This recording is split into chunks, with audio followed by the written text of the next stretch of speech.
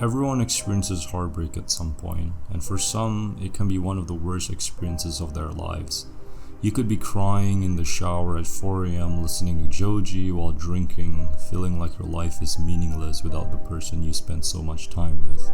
And for some people, that's normal. The sting of heartbreak does not simply fade, it haunts. You try as you must to move forward, to bury yourself in the distractions of daily life, work, social obligations, the semblance of normality. But the moment you are left alone with your thoughts, the pain seeps back in, unbidden, overwhelming. The compulsion to check your phone, hoping for a message that will never arrive, becomes almost unbearable. This is a cycle, an unyielding loop of anticipation, hope, and desolation, and it feels impossible to escape. And in the middle of all that, I found myself obsessively playing roguelikes. Hades, Dead Cells, you name it. Games that are all about dying, trying again, failing, learning, and repeating the process over and over. Initially, I played them as a means of escape, a temporary refuge from the overwhelming emotional landscape I was trapped within. The game demands its ceaseless requirement for focus and resolve offered a distraction, a momentary reprieve from the chaos of my own mind. Yet, as I continued, a deeper realization began to dawn on me. These games and all their relentless cycles mirrored the very nature of my heartbreak. And so this video to explore that connection, to examine how the mechanics of roguelikes with their themes of failure, progression, and the ceaseless pursuit of something better unexpectedly offered me a framework for understanding my emotional plight. It's almost as if, in their code, I found a strange kind of empathy for my suffering, a paradoxical reflection of the very journey I was on.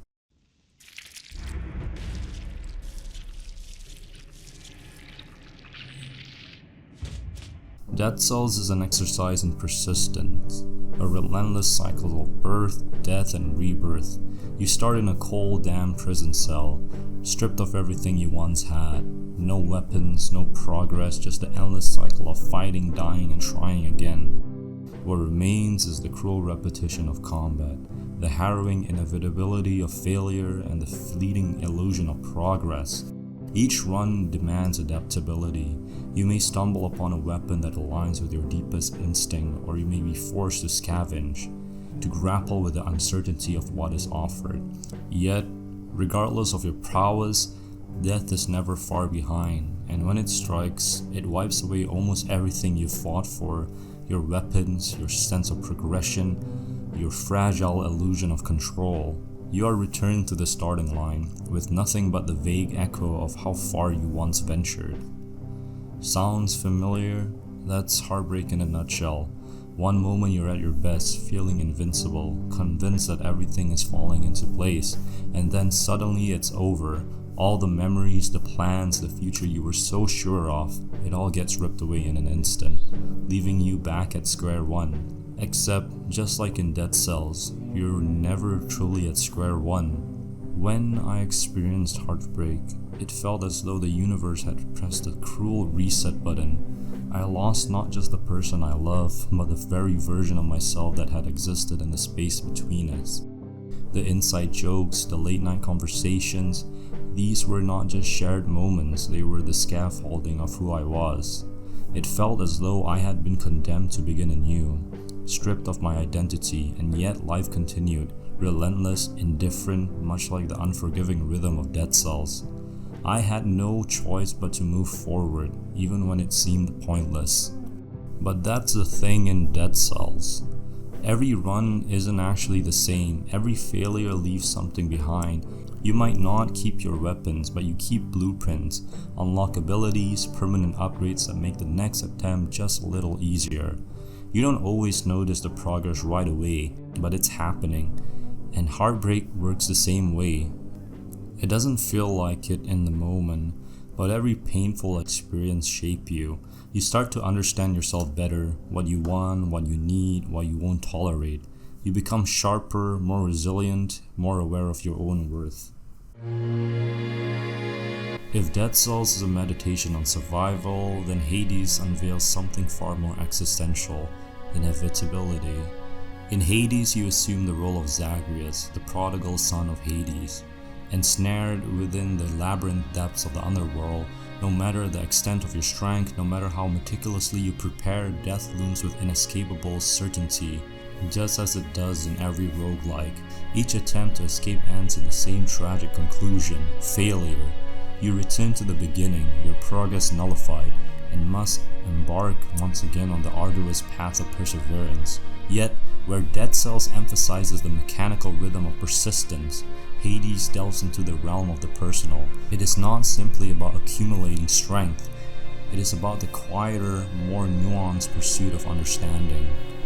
When I went through Heartbreak, I thought moving forward meant leaving the past behind, like I could just erase it, that if I just kept myself busy enough, distracted enough, making videos about loss when I was subtly relating it to heartbreak, I could outrun the pain.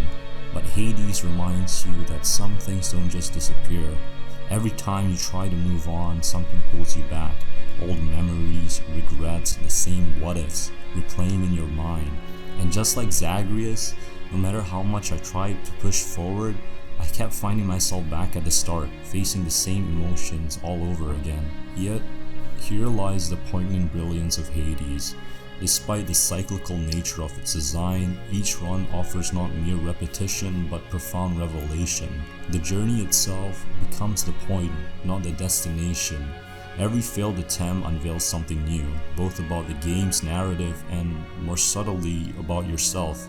Conversations deepen, relationships evolve, and through this process, you come to understand not only Zagreus' plight, but the intricacies of your own emotional landscape. The game does not chastise you for your failures. Instead, it beckons you to keep moving forward, urging you to embrace each setback as an opportunity for personal evolution. And, as I eventually realized, heartbreak mirrors the same arc. Pain does not vanish overnight, nor does it evaporate into oblivion. Moving on is not an act of forgetting, but of understanding, of making peace with what has been lost, grasping the lessons that were buried beneath the weight of suffering. In Hades, Zagreus does not run to escape. He persists because each journey through the underworld is a lesson, an opportunity to uncover more about his lineage, his inner conflicts, and the very essence of his struggle. Each repetition, though seemingly futile, brings with it new insights into the self, deeper layers of meaning, and a slow dawning understanding of the purpose behind the pain. That first run where everything aligns, your weapons flow with purpose, your movements become fluid, and you triumph over a boss that once seemed insurmountable, it's an experience that mirrors the eventuality of overcoming heartbreak. Not a swift or neat resolution, but a slow unraveling.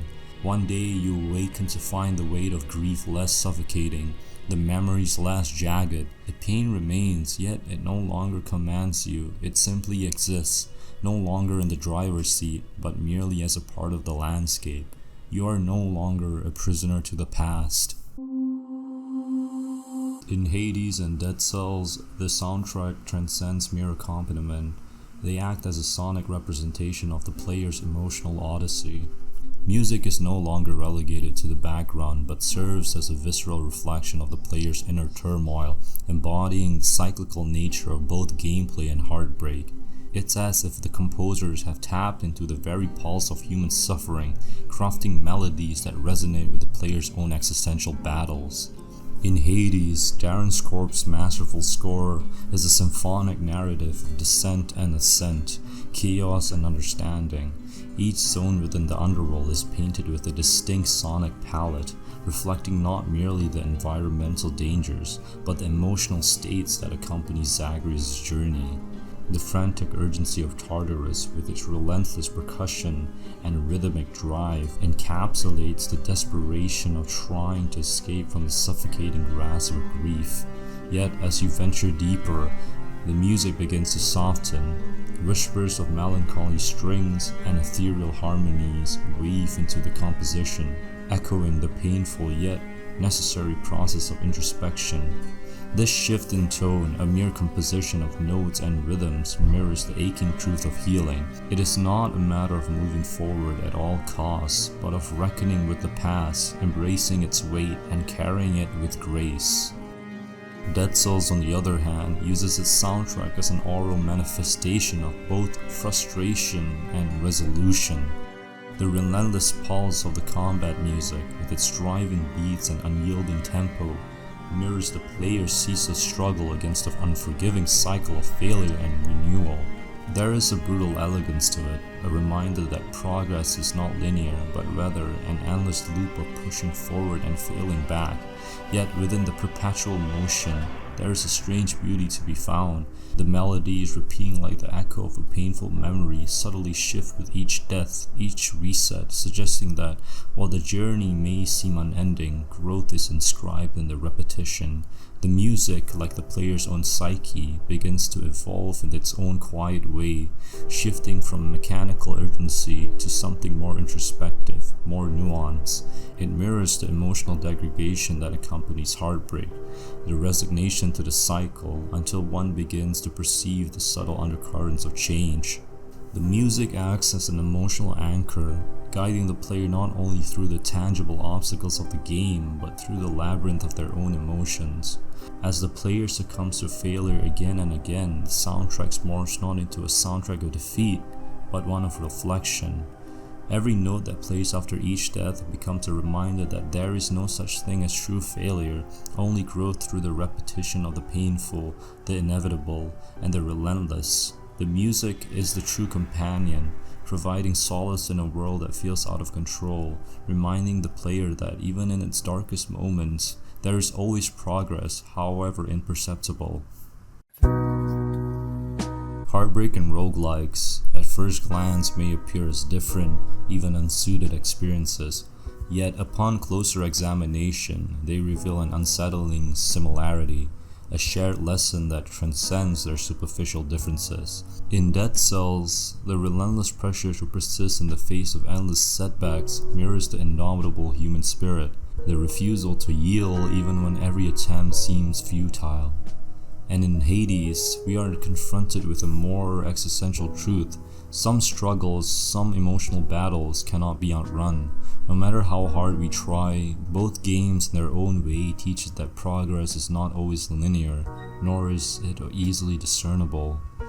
It's fragmented, chaotic, and maddening. At times, it feels as though we're trapped in an internal cycle of failure, repeating the same painful steps, caught in an unyielding loop of hopelessness. But therein lies the beauty.